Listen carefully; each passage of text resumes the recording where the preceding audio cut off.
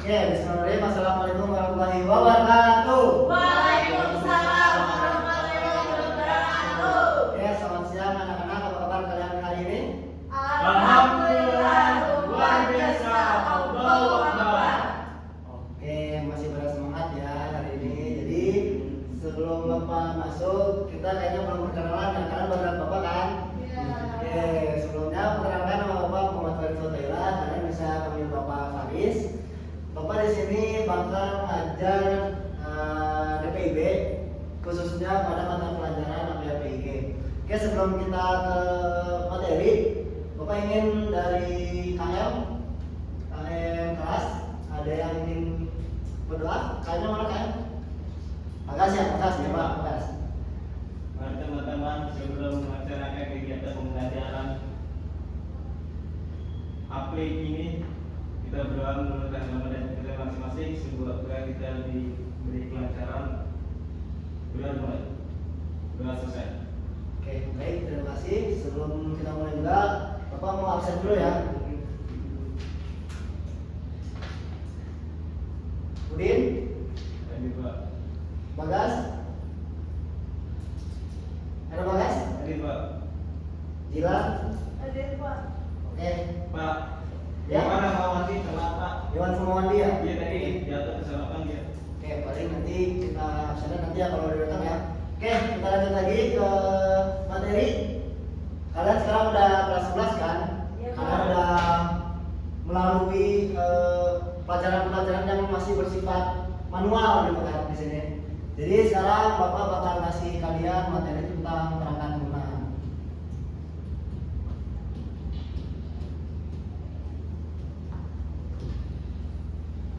Oke, sekarang lihat ke depan.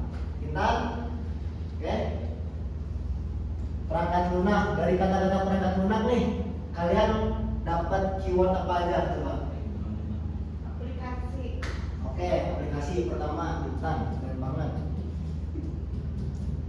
Aplikasi. Saya Pak. Oke, Bagas. Software Pak. Software.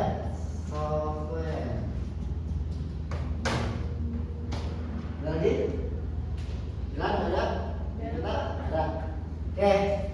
Dari perangkat lunak kita dapat dua keyword dari sini, aplikasi sama software. Oke, gimana sih si perangkat lunak ini? Mari kita bahas di materi selanjutnya.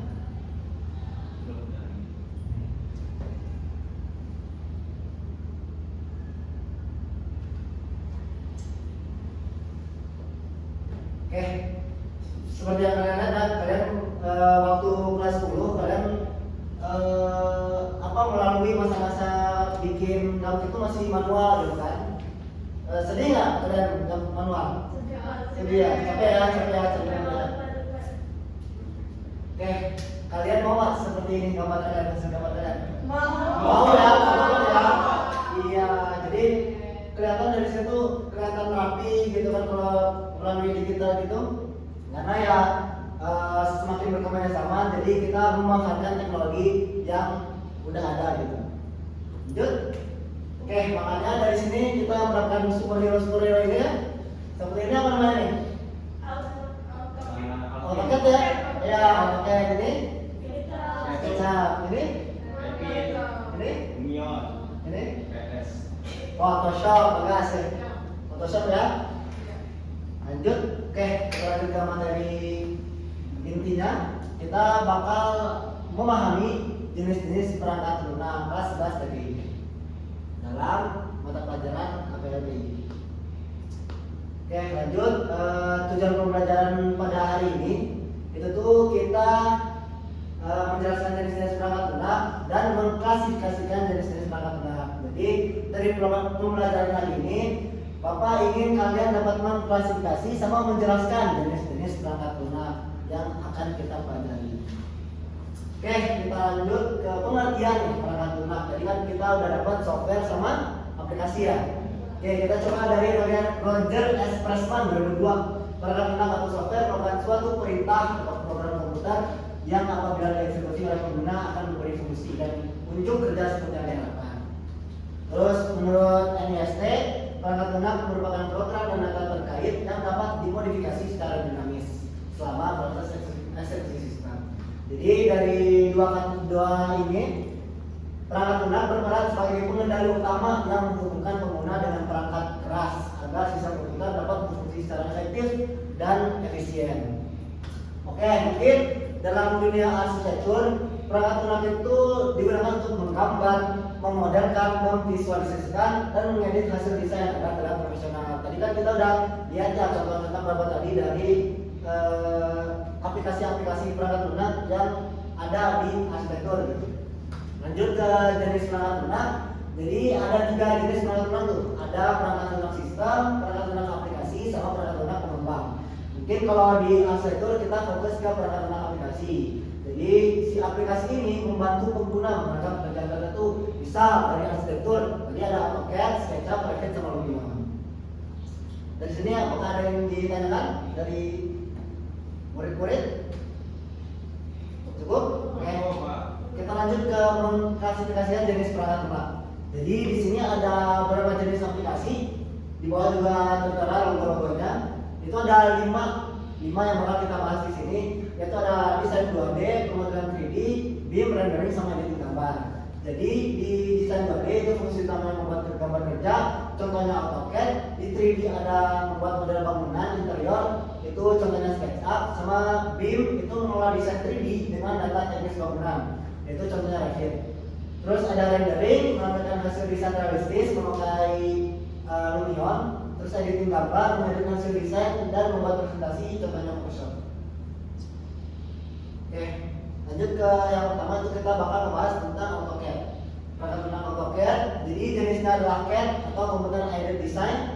Fungsi utamanya tadi kita sudah jelasin, membuat gambar teknik 2D dan model 3D dengan ukuran yang skala yang presisi.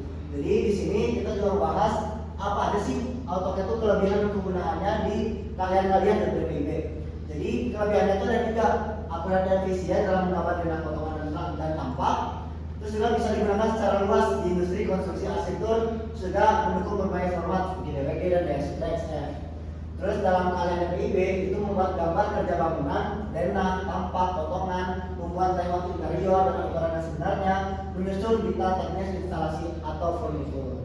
Dari AutoCAD apakah ada yang ditanyakan dari murid-murid? Cukup ya, aman ya. Ini output yang dihasilkan dari AutoCAD. Jadi ini ada denah, ada site plan, ada potongan, ada tampak. Ini contoh kecil aja sih dari tugas bapak waktu kuliah di UPI ya dulu tahun 1975 kalian bisa menuliskan ini ya bapak ya. Oke, lanjut ke SketchUp nih.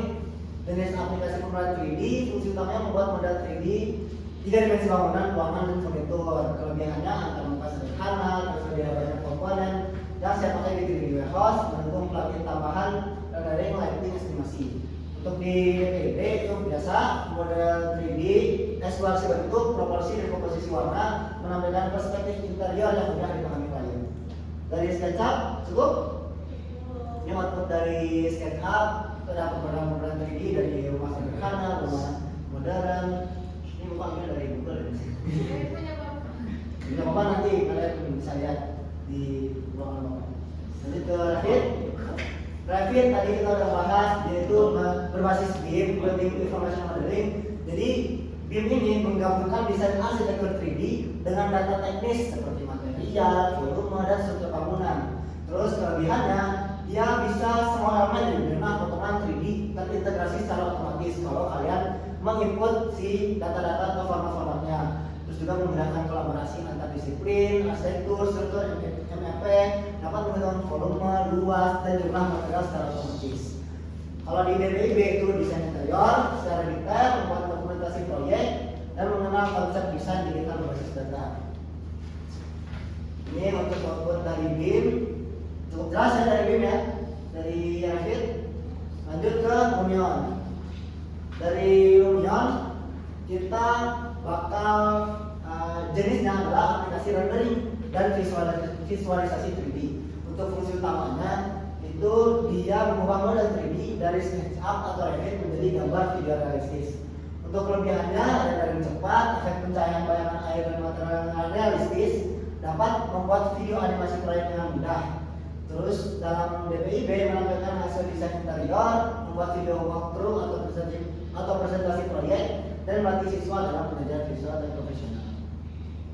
Ini dari output dari Lumion, keren ya? Keren nggak? Keren Pak. Keren ya, muat ya. Oke, lanjut ke yang terakhir ya, Photoshop. Untuk Photoshop itu dia adalah aplikasi pengolah gambar digital. Jadi kalian tadi udah AutoCAD, udah apa tadi, SketchUp ya? Iya. Jadi kalian bakal mengolah nih si gambar-gambar yang tadi, yang si gambar digital tadi menjadi visual yang lebih menarik untuk kalian memperlihatkan dari si desain tersebut. Fungsional mengedit, menyempurnakan, dan menyusun hasil desain menjadi presentasi visual yang menarik. Untuk kelebihannya dapat memperindah hasil rendering, memperbaiki pencahayaan, menambah teks, efek. Terus kalau di DPIB itu biasa mengedit hasil render, membuat papan presentasi proyek, tulisan poster, brosur, dan data proyek.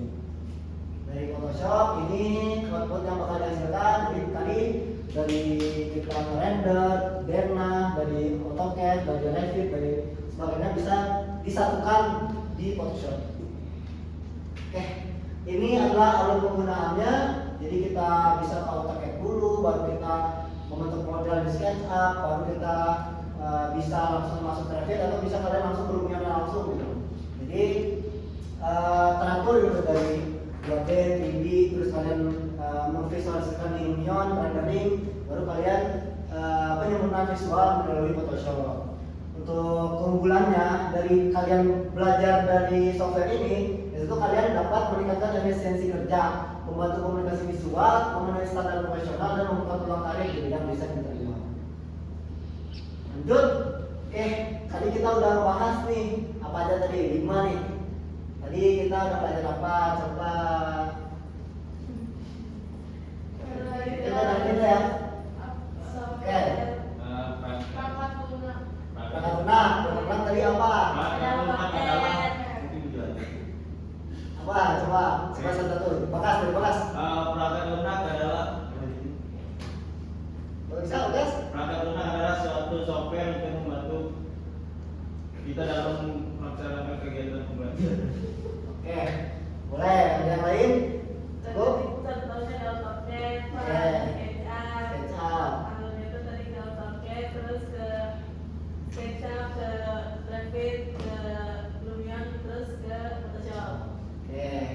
Lagi yang lain?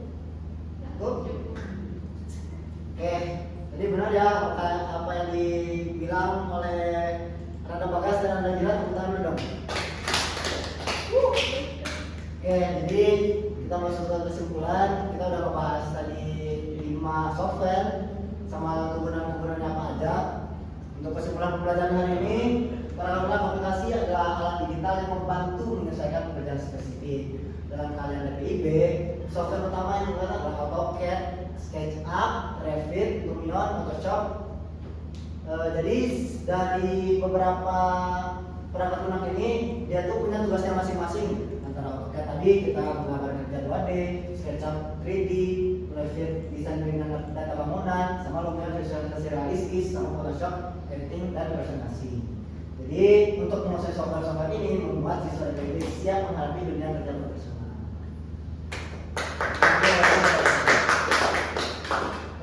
Jadi untuk selanjutnya kalian di kelas-kelas bakal lebih banyak menggunakan digital karena kalian ya harus memanfaatkan teknologi yang udah ada gitu. Jadi kan kita udah dibuatin AutoCAD nih sama pembuat ini buat kalian lebih mudah untuk menjelaskan maksud kalian itu apa dari gambar-gambar kalian. Oke, sebelum Bapak tutup terakhir ada yang ingin ditanyakan? Kan? Bagas? Bukan? Ini kita? Cukup ya? Cukup jelas ya Pak? Cukup jelas atau cukup tidak jelas? Cukup jelas ya? Oke. Baik, sekian dari Bapak. Semoga pembelajaran ini bisa membawa berkah bagi kalian. Kalian bersama di DPIB, kalian capek kan belajar manual? Enggak ya, makasih ya suka manual ya? Oke, nggak apa-apa. Kan kita harus belajar digital juga. Karena apa? Tugas kita harus belajar digital. Perkembangan zaman. Oke. Wabillahi taufiq wal hidayah. Wassalamualaikum warahmatullahi wabarakatuh.